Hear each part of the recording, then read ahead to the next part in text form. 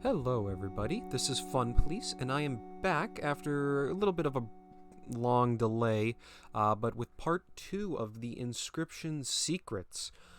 Today we're going to be looking at part 2, which is right after we have defeated Leshy, which we did in the last video, and then collected the new game icon. After that, we loaded a new game, and it set us here. In a pixelated game. This is definitely going to be this is definitely very different than the first part, gameplay-wise, as although the basic mechanics are the same, we do have a lot of different things now. But for the first thing, we just have to pick our basic deck. I'm just going to take the beasts, and we will head out to the primary world.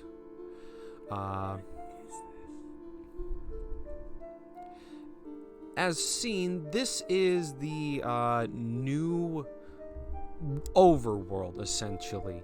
And our goal overall is to defeat all 4 of the scribes. And that's how we get to the end of part 2 and go on to part 3. This is a relatively shorter period of the game, but it's going to have a fair amount of secrets on top of some really important things that we need to do to get everything in part 3.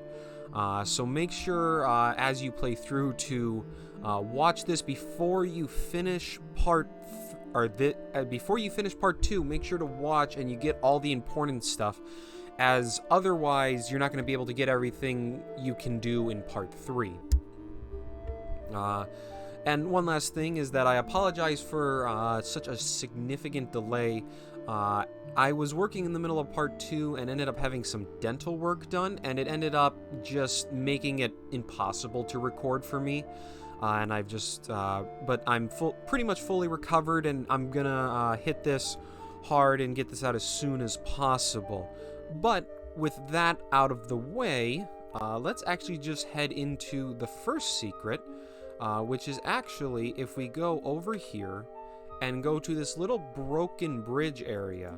Normally you're supposed to just go to the cabin or down to the crypt down here, but instead, if we go over to the bridge, there's a few things we can find. Namely, this chest, which gives us a special fish, the salmon, which is a card we can add to our deck. There's also this tentacle here. We're going to see this a couple times, but as you see, we can click on it. Make sure to click on it, and it will save that. We'll get a special card for that if we complete it all the way. Those are the 2 primary secrets. We actually will visit here again in a little bit, but that's the only secret there for now. Just make sure to keep finding those tentacles and clicking on them. But otherwise, you're going to have to head into either the northern cabin or the crypt down at the bottom. And you will have to beat one of the bosses and solve their puzzles in order to get to the other side. So let's skip ahead, and we're going to go to Leshy's cabin first, and I'll meet you there. So, upon reaching Leshy's cabin, we find something that looks very, very familiar, including some very familiar faces. It's relatively straightforward, but let's go into the cabin. And we have to talk to Leshy himself.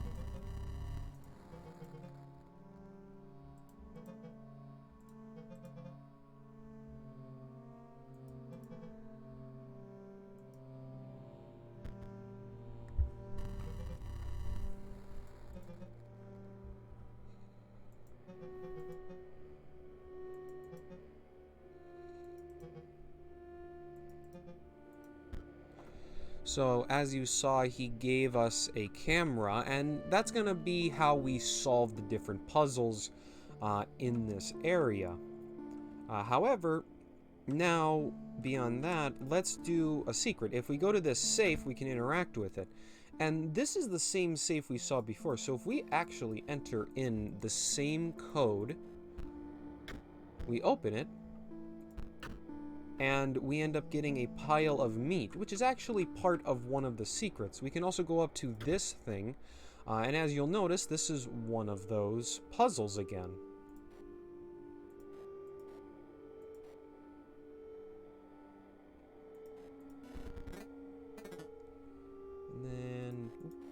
apologies. There we go.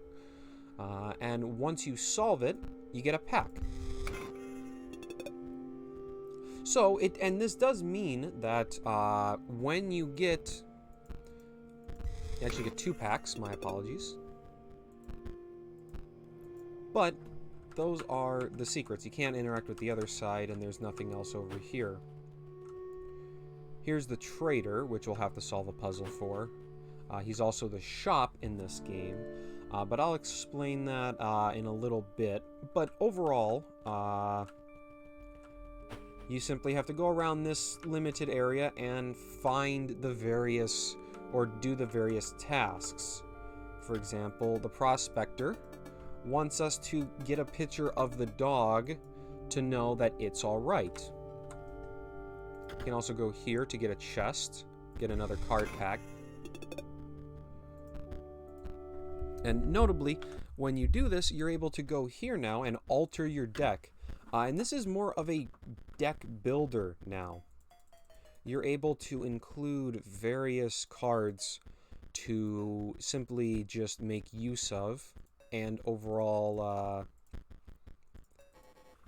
instead of being a roguelike, it's now more of like Pokemon. And you'll have to win against various battles. That's what the card packs are for. But if we go up here after getting that thing of meat, the dog comes out, and we're able to take a picture of it. The angler also blocks us unless we have a fish. But if we walk over here, we can give the prospector his picture. But we're going to do a battle first. And I'll just show off this single battle, just to kind of show what it's like.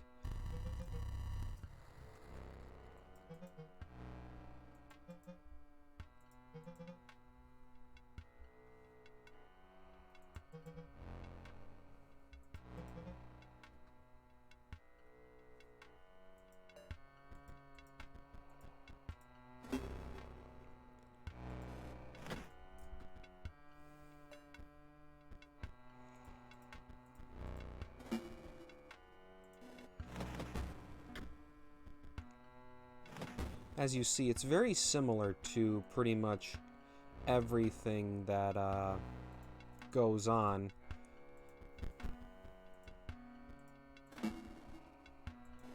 But, very simply, still got to do that 5 damage, and you'll win. Whenever you beat one of the characters, you will get a pack of 5 cards. And then we're able to go over here. We can take a picture of the bait. Now, you would think that we would take that over to the fisherman, but no, that's just bait. That's not what he's looking for. Instead, we take a picture of the fish, and we're able to go that way.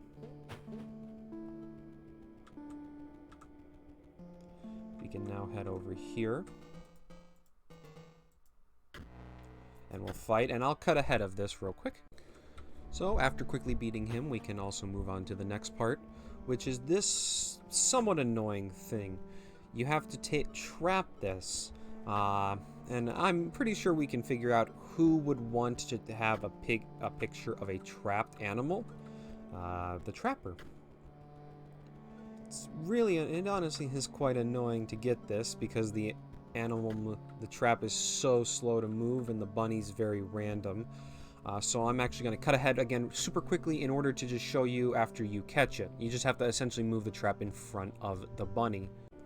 So once the trap triggers, you're able to take a picture of the pelt and are able to go take that to the trapper. There's also a couple packs of cards right there in that chest sitting out in the open. It's a good way to keep expanding your collection and get better cards in order to be able to fight as needed.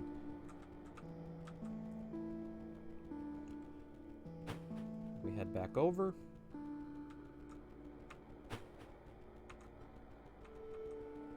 And we can go fight the traitor, who's the final one to fight before we have to beat Leshy, the boss of this little area.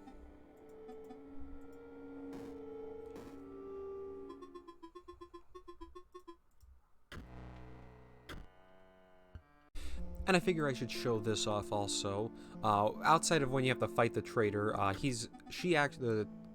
the traitor appears, and you're able to, if you deal excess damage, instead of getting the gold teeth, you get what are called foils, which you can then spend to purchase a variety of cards. Their prices are obviously here. You could get a pack, you could get the Ouroboros, among a variety of other things. I also want to point out that the Ouroboros I didn't talk about last time, but it's notable in that if you get it and have it die off, when it creates a copy, it gets +1/+1 in your hand, but it's actually permanent across the entire game. So if you use the Ouroboros and you made it, say, a 4/4 in part 1, this would be a 4/4 here. It's entirely possible to get this to be like an 80/80 or something like that, and just something utterly ridiculous. So it's an interesting card. Takes a little bit of time to get up there, but it's not hard to make this like, say, a 10/10 or something like that, and then you just win the game because it's just so massive. But otherwise, after you've beaten the 3 of those characters, you are able to go to talk to Leshy and engage in his fight. Whenever you talk to one of the 4 main scribes, they're going to have a slightly harder fight. I didn't find any of them super difficult outside of specifically the robot PO3's fight. And we'll talk about that annoying one when we get there. But, you know, if you're having trouble, just alter your deck. Make sure to go and alter your deck, you know. You're going to get more cards, more powerful cards. So put them in there, change it up, you know. If you're finding you have too many big cards, put in some more squirrels in order to help round out the ability to sacrifice stuff. Usually you want to put your rares in, like Mantis God is as incredible as he always is. And that's really strong. You know, and you got a wide variety of cards. If you go to any area, your set will be expanded with a variety of different mechanics. We've seen the blood sacrifice and bones, but there's 2 new ones that we'll have to learn about. And I'll talk about more of those when we get to those areas. However, we actually have a few super secrets in this area. And I'm going to cut ahead and show you those real quick before we beat Leshy. So the first super secret is that if you come to this area again, but you walk right up here into these tree lines, you get a really just eerie picture of some woman. There's nothing to be done here. And this is actually related to the ARG that has happened within Inscryption. And if you're interested in me covering that ARG and probably explaining it, leave a comment down below, because a lot of the secrets in part 2 do relate to that ARG and just explaining kind of the lore behind Inscryption. There's nothing to get here reward-wise, and there's nothing important to it, but that is one of them. Let me show you the other secret here in Leshy's cabin, though. Similar to the other side, if we walk up and go through this tree line, we actually meet the wood carver.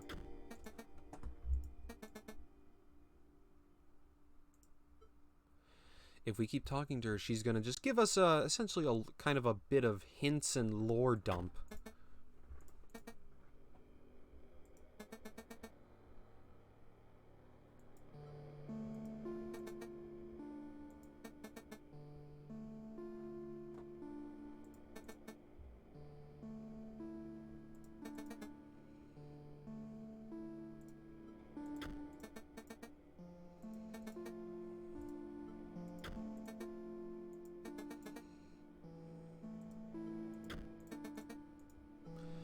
She talks about the old data, which is, again, part of the ARG, and it's definitely not good. It's definitely not a good thing once you understand it, but I don't want to spoil it in case people want to look into it themselves. But otherwise, that's the entirety of Leshy's cabin. The only thing would be left to do is to beat Leshy, which fixes that bridge and lets us go to the 2 new areas. But otherwise, I'm going to skip ahead and we're going to go to the next scribe's area. After you've beaten a single boss, if you come back over here, you're able to find this clover, which you're able to pick up, and it essentially allows you to get a second deal of a hand if you don't like your first one. Nice way to help make the battles a little easier since you can get an extra mulligan. There's also these 2 characters which add some lore to the game. But otherwise, let's go to the next one, which is going to be Grimoria in the Crypt. So Grimoria is a relatively straightforward puzzle solver here. Essentially, you just have to find these gravestones. And the way you get that is essentially just going up to these characters and learning about their deaths. And you're essentially just trying to find what fits where. These little epitaphs are going to be part of that. You also get some from beating them, and also a couple others that you go by going into the other rooms. Also, these crypts have card packs.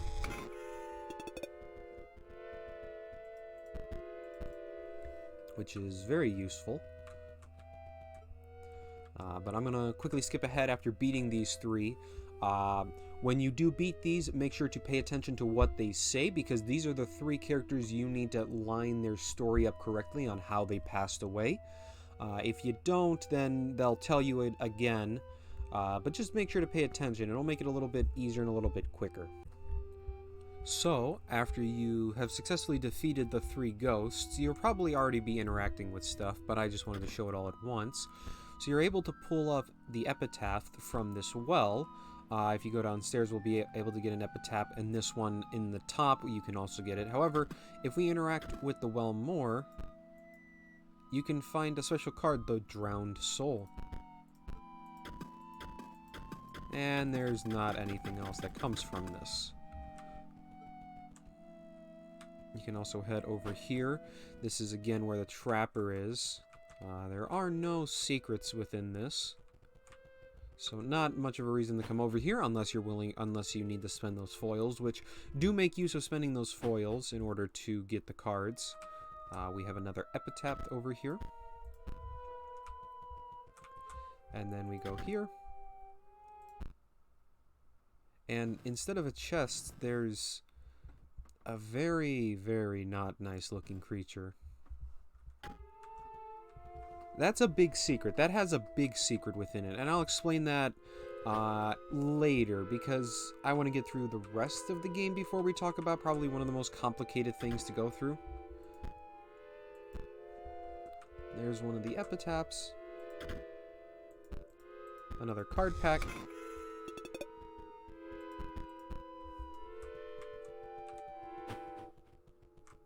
And then if we go up here, we can find an epitaph. And the final thing is this mirror, which, if you walk through it, you actually get new skins.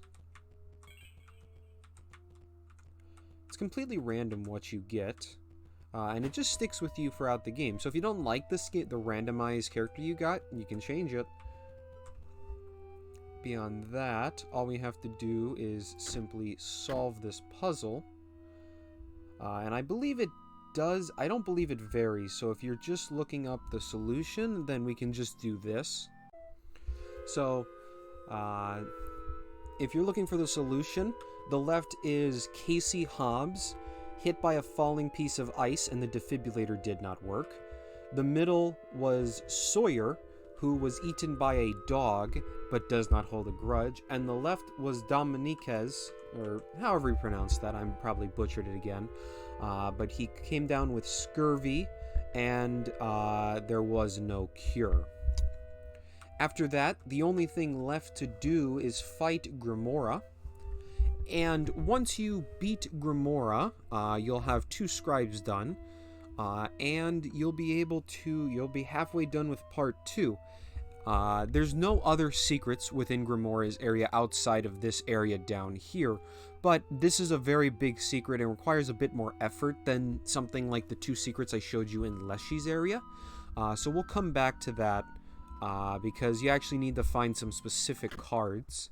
If you head over to the bone section, you can see these broken obols. And there is another card like this, and we'll have to do some work in order to fix it, but that's the offering we need to take down to that creature in that chest. And that has some bigger implications. But you might have to do a bit of grinding in order to beat that. But once I get access to an obol, or the other obol, I'll merge that and we'll come back here and fix that. Otherwise, we're going to move on to the 3rd area. So, upon defeating 2 of the scribes, this little mushroom house appears, which is the Mycologist.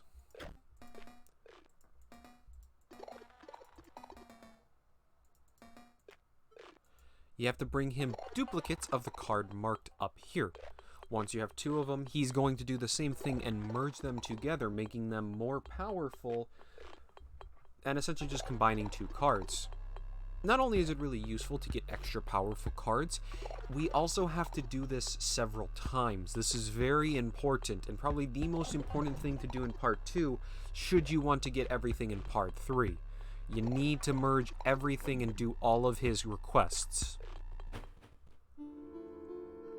But otherwise, we're going to move on to the Wizard Tower, which has one of the most important things if you're looking to get all of the secrets.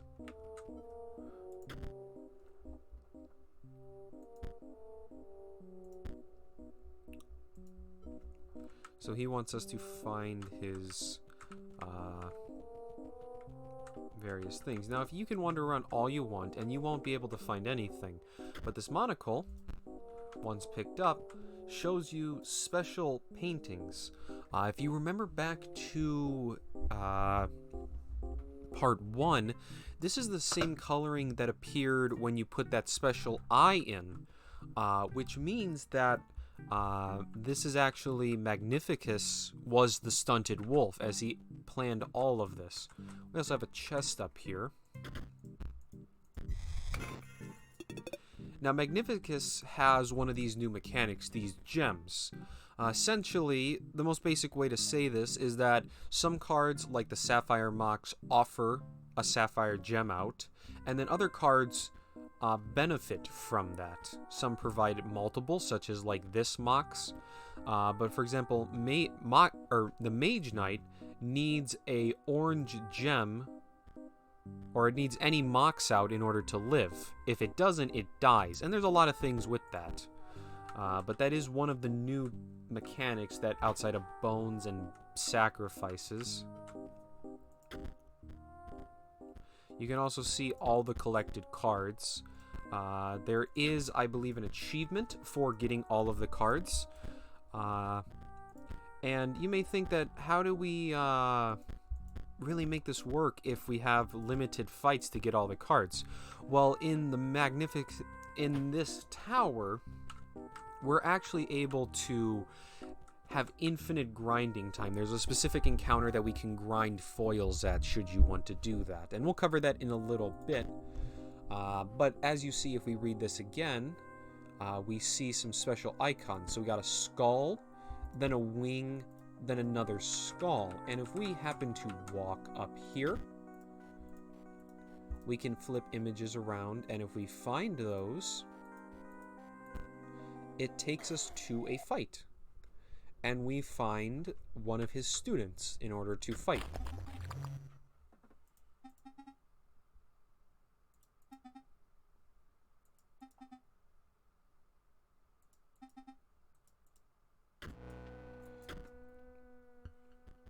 If you remember, that is actually the Goo Man scene from the original Part 1. So this is where he actually comes from. He was one of Magnificus's students and just ended up there for reasons that will probably be explained later. Regardless, after that, I'm going to skip ahead because this is just another battle, but we'll go on to the second floor, which has the second puzzle. In floor 2, we have another chest up here, which you can get another pack from. But we have this training dummy with the paint on it, and we have another one that we have to find the symbols for. So, if you actually go to fight this, or talk to this dummy, you have to fight it. Now, it doesn't look particularly interesting at first. There's, like, no characters to attack. But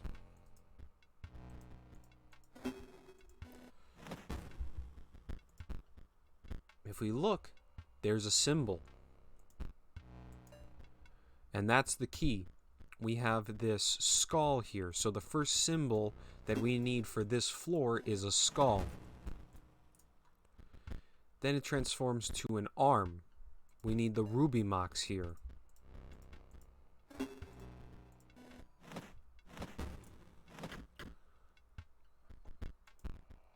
And then a wing.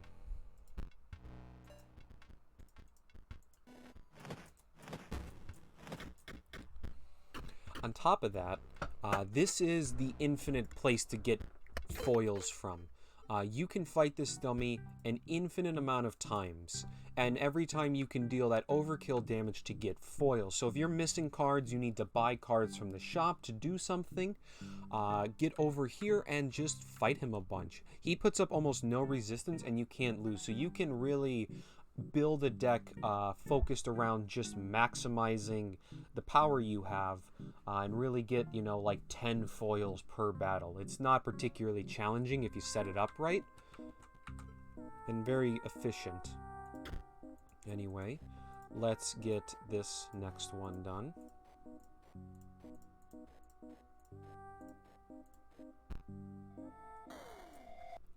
We head here. Bit more of a grisly image.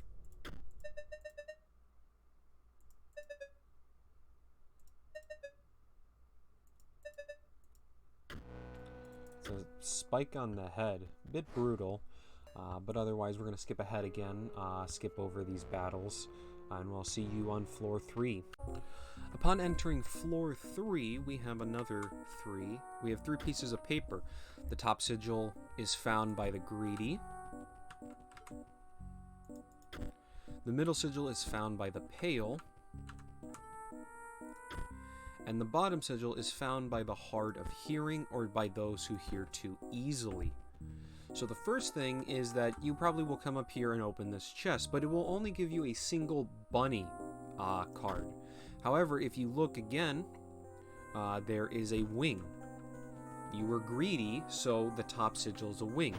If we go up here, there's another sigil. This is the pale one, meaning this is the middle one. And then what could the hard of hearing mean, or those that hear too easily? Well, if we pause the game, we actually see options has some splotches on it.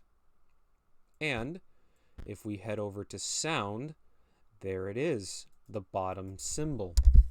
It's the downward arrow, or shovel, whatever you'd like to call it. So, we simply put those in. Wing, skull, shovel, and there we go. That is part 3. Stimulation.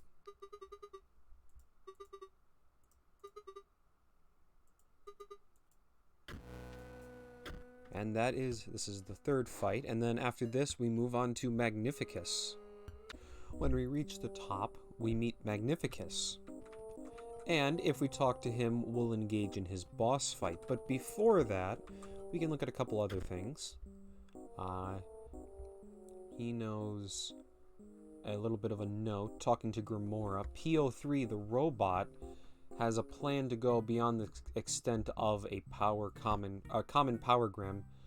This great transcendence will have massively bad results. So seemingly something is going on with PO3, and we'll go investigate later. But before that, we can also look here or walk around here, and not a whole lot. But if you look and wait a little bit, there's another tentacle. And he now offers a card, the Great Kraken.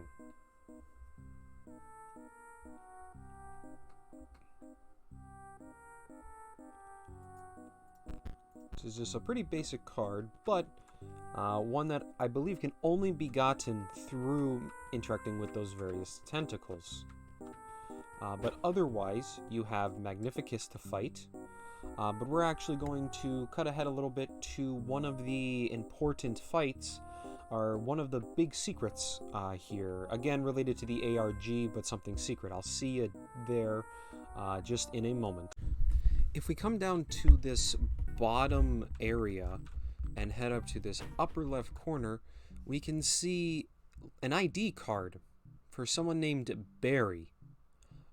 This is actually a pretty important figure within the game. Again, we can't do anything else to interact with it, but this is important, very important to the ARG, that man, Barry. Otherwise, that's the only secret, and if you've beaten Magnificus also, then you are pretty much done here. The only reason to return is if you need more of those foils, and if you do, remember, just go to floor 2 and beat that dummy up. But otherwise, we're pretty much going to just go to the final area of PO3 and beat him. So, we're going to take a look at the Mycologist before we go to PO3's lab. I've been working to get it, and we actually have, you get one requirement from each of them. Each of the 4 areas require you to get a card. One of them gets you the field mice. You'll need 2 field mice in order to get the spore mice. The grave diggers will be turned into a spore digger. At the robots, you need the sentry drone, which turns into a sentry spore. And then the final one is the blue mage. Now, once you get done with this 4th one, you get something important. So we'll just give it to them. They will do their thing.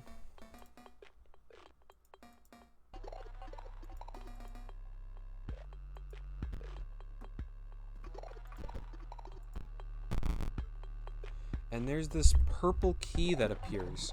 Now you can keep merging cards with him, but all that's needed is this purple key. That is something that we're only going to have use for in part 3, but you definitely want to do it because there's a really cool thing that happens if you have it, but you need to have it and you can only get it here in part 2. So before you end this, make sure you just spend a little time grinding the packs and going to the shops and buying those cards you need in order to get that. Otherwise, all we got left to do is PO3's lab.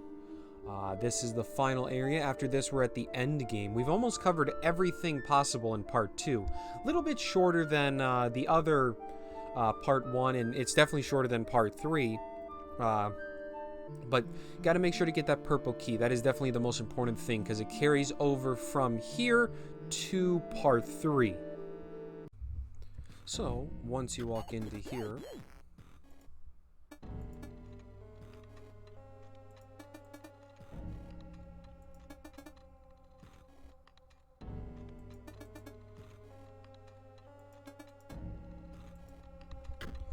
so he's definitely not the greatest of characters, pretty arrogant. But we can find card packs over in this trash can.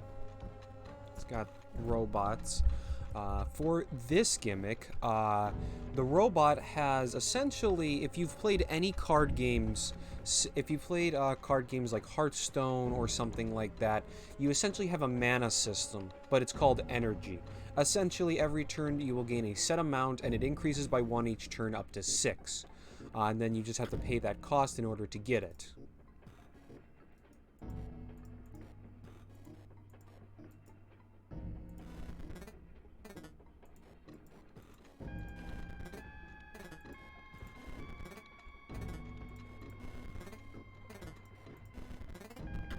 we go. My bad, I haven't done these in a hot minute. But these puzzles allow you to get card packs, extra card packs. Quite a lot of them, actually.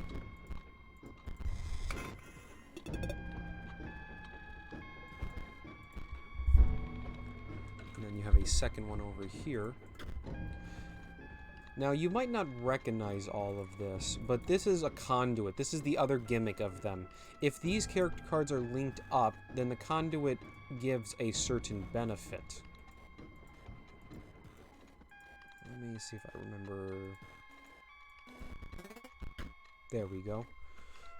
So, what happened there, just to reference, the conduit would give all of the creatures +1 attack in between them, and as long as I completed the conduit, then they were able to do that. These are a lot of the mechanics that the robot has, and you can look in their cards, as many of their cards explain the effects.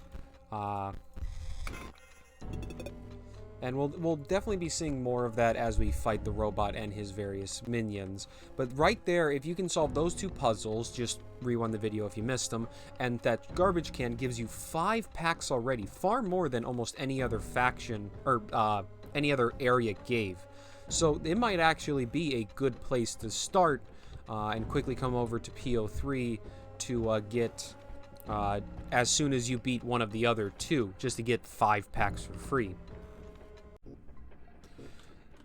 Next up, we move over, and there are these boxes with conduits. So this is where you're supposed to learn how to make conduits. And if we place this, we have to place both of them, and we're trying to essentially power the machine up.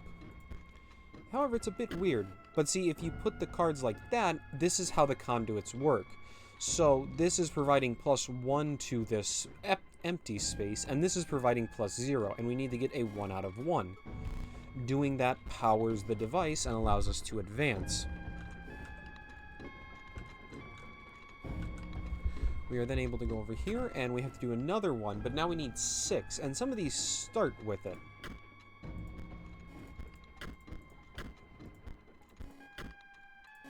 A relatively simple one.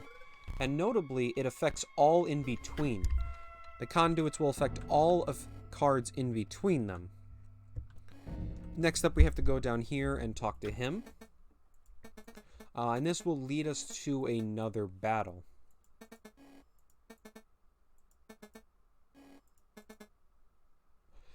So we'll skip ahead of that, and I'll be back with the other puzzles.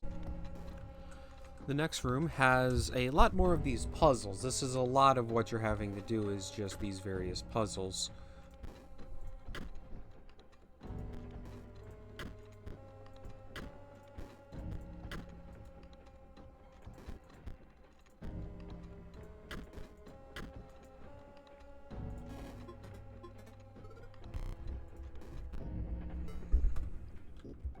You simply have to keep advancing and performing these in order to get the bridge powered up.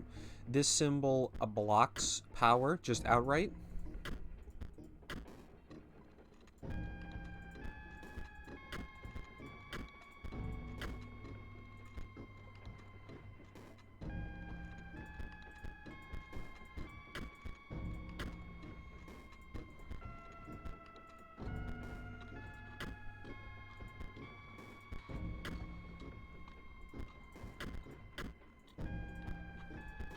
Also notably blocks the conduit, allowing you to go through it.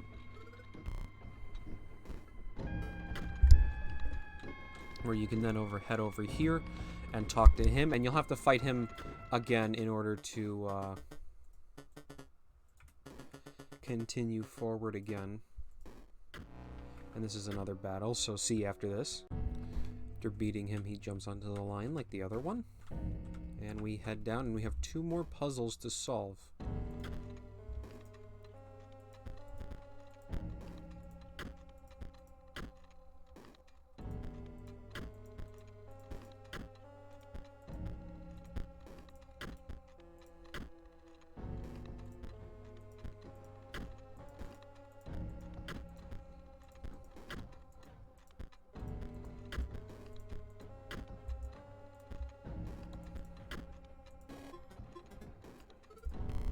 go.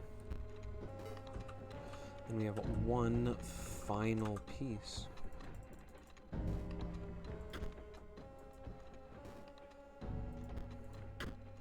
This one's definitely the biggest and most complicated.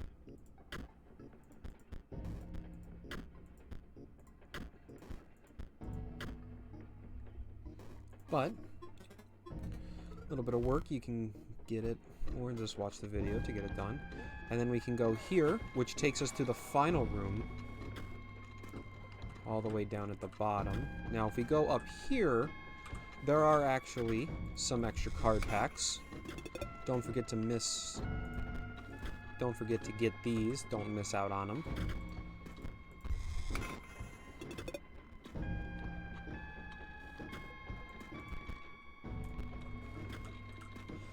And then the only thing left to do is come fight the angler, or what is essentially the robot angler.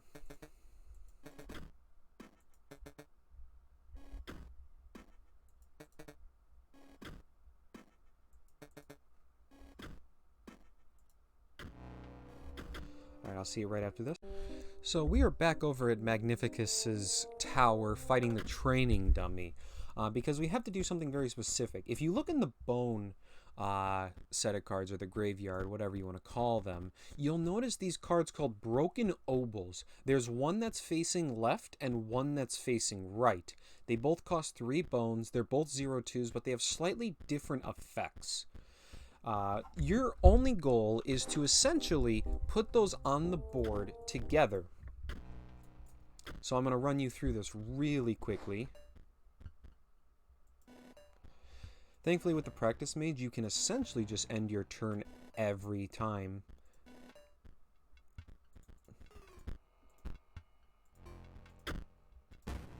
The Spore Digger is very useful to get you the couple bones you need in order to do this.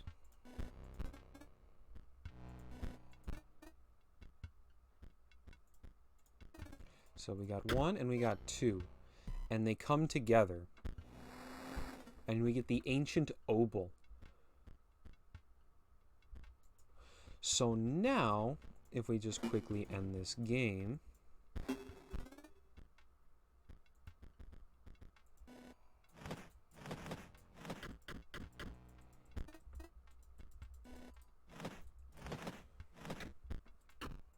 we now have that special item. And all we need to do, if we remember a little while ago, I believe it is a card?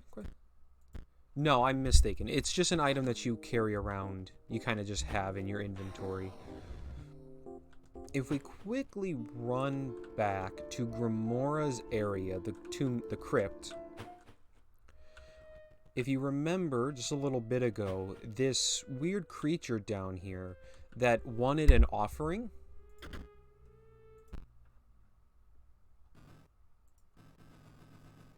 the Ancient Obol, he knows it.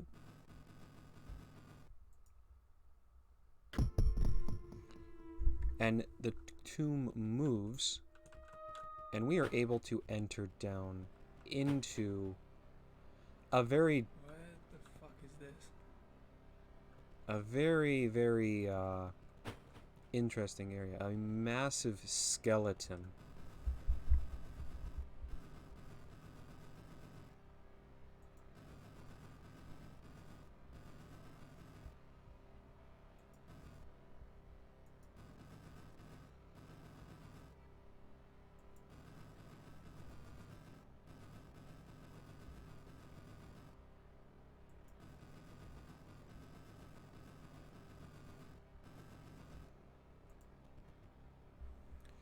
So, he is talking about the old data. If we approach him again.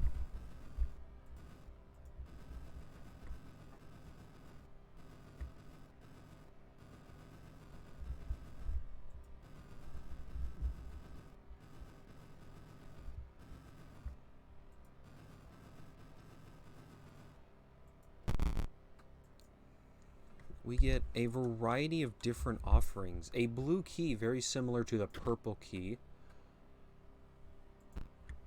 Again, important for part 3. We must make sure to make this. We also get a card, the Bonelord's Horn. Pay energy to get 3 bones. And his final item, the Bonelord's Femur. You get bones at the start of every battle.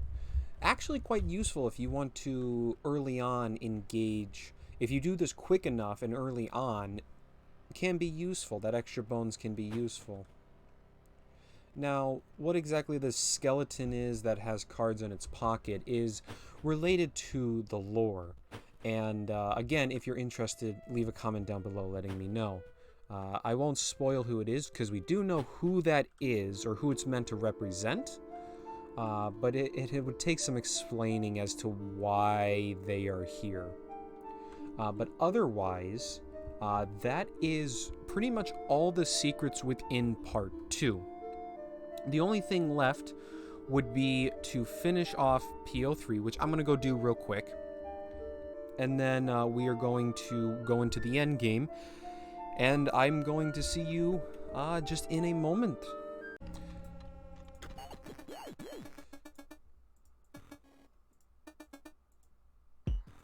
So, I want to also show off PO3's battle, as I found him exceedingly difficult my first time around. I thought he was an extremely difficult character, and I have seen other people also agree that he's actually quite annoyingly hard. So I want to just provide some help and see if I can give you guys some assistance in this regard.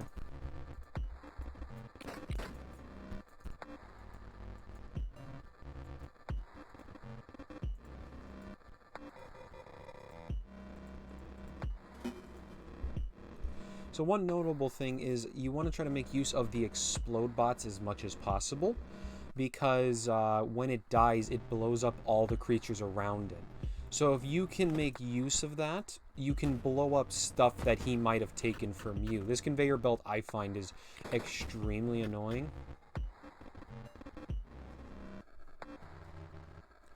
And I try to have a good amount. You essentially almost always want to try to have a sacrifice any creatures over here and play your creatures on the far right. Now you don't want to wait too long, because there is always going to be this annoying thing of exploding bots that just constantly come out. As you see, here's the Bonelord's Horn in action. Very, very useful. But just get damage in where you can. Try to make use of these explode bots, because they'll blow up altogether, and it gives you a lot of extra time. And can clear his side of the board while you get yours all together.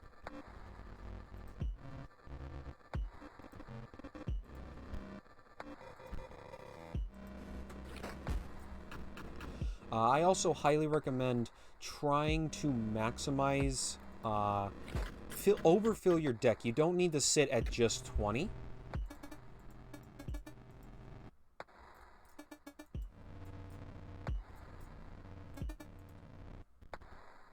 Yeah, this is probably his dirtiest trick, is this big copying your entire board thing.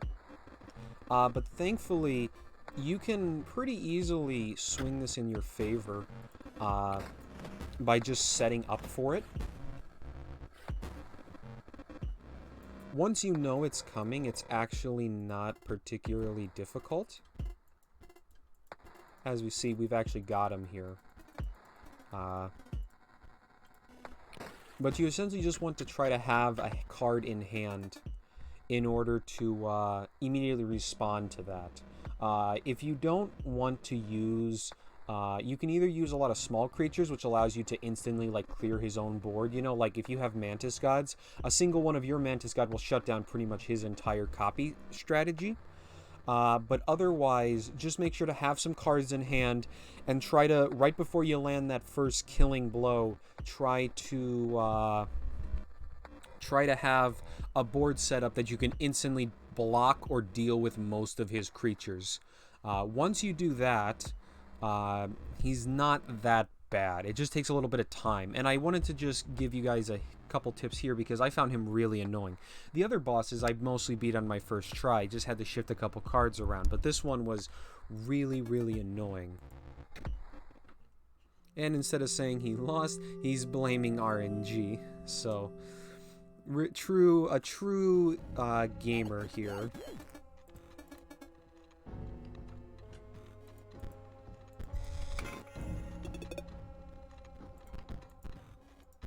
Beyond that,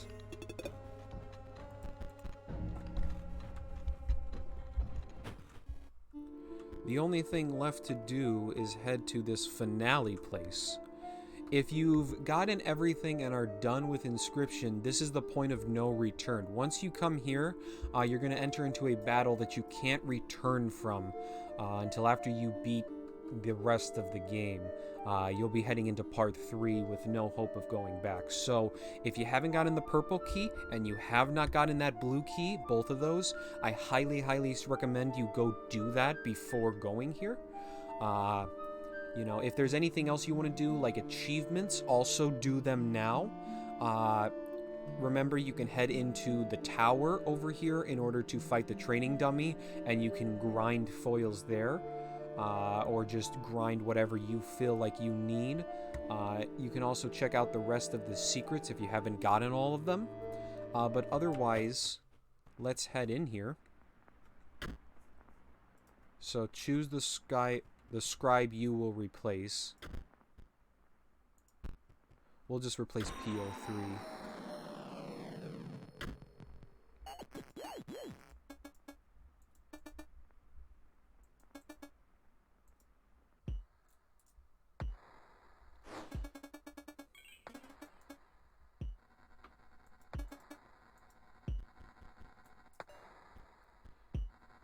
So as he said, we're supposed to fight a stronger version of the scribe we engaged battle with.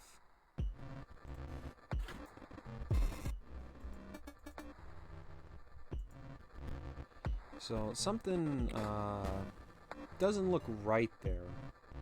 But we'll just ignore that and keep playing.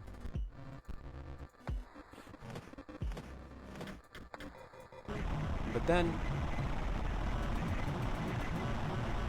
the game completely bugs out.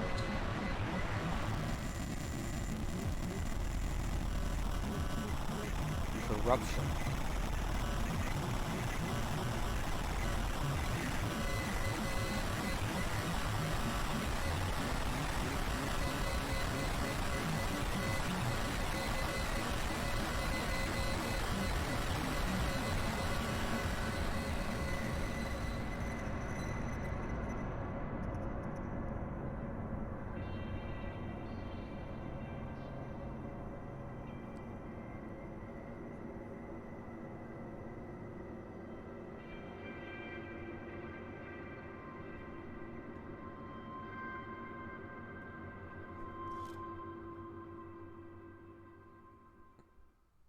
And welcome everybody to part 3 of Inscryption.